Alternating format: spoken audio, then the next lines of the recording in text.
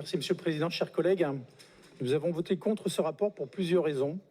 D'abord, ce document n'apporte rien de nouveau. Il se contente de constats déjà connus, sans évaluer l'impact réel de la politique agricole régionale depuis 2015, notamment avec Néoterra. Nous attendions une analyse plus objective et approfondie. Les recommandations du rapport manquent de courage. Elles ne répondent pas aux vrais défis des agriculteurs, faiblesse des revenus, explosion des normes et manque de budget agricole régional. Ces enjeux cruciaux sont trop souvent ignorés. Même si certaines avancées sont mentionnées, notamment sur l'eau, l'agroécologie et le pacte transition, ces deux volets, continuent de jeter un trouble sur les pratiques de nos agriculteurs qui sont pourtant parmi les plus vertueux au monde.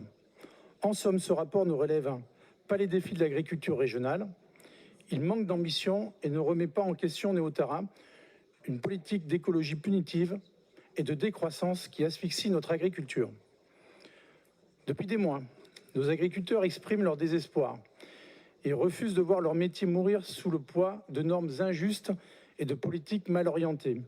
Ce sont des femmes et des hommes passionnés, confrontés à des entraves et à une stigmatisation croissante, incapables de transmettre leurs terres à leurs enfants.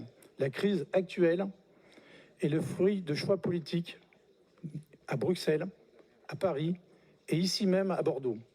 Ces décisions ont affaibli notre souveraineté alimentaire, réduit le nombre d'exploitations, augmenté la pauvreté et tragiquement entraîné des suicides. Le Rassemblement national propose 4 priorités. Mettre fin à l'écologie punitive. Nous demandons un moratoire et le remplacement des éco-socio-conditionnalités par un système indicatif de bonus pour encourager les pratiques vertueuses plutôt que de punir ceux qui peinent à suivre des normes souvent incompréhensibles. De garantir la souveraineté alimentaire. Il est impératif de faire de la souveraineté alimentaire régionale une priorité en soutenant une agriculture qui produit.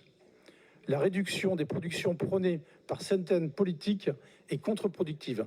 Produire moins ici ne fera pas consommer moins, mais importera davantage de produits venus d'ailleurs, souvent soumis à des règles environnementales et sociales moins strictes.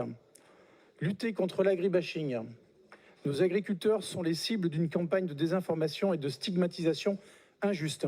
Nous demandons la suppression des partenariats avec des associations anti-agriculteurs et une communication proactive pour promouvoir les métiers agricoles auprès des jeunes et combattre les fausses informations. Enfin, la défense de notre agriculture face aux aléas climatiques, face aux défis climatiques croissants.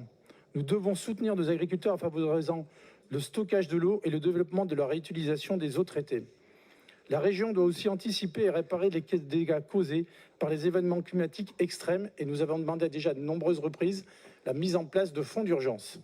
En conclusion, il est temps de changer de cap. La Nouvelle-Aquitaine doit rester une terre d'agriculteurs avec une politique pragmatique, ambitieuse et tournée vers l'avenir. Je vous remercie.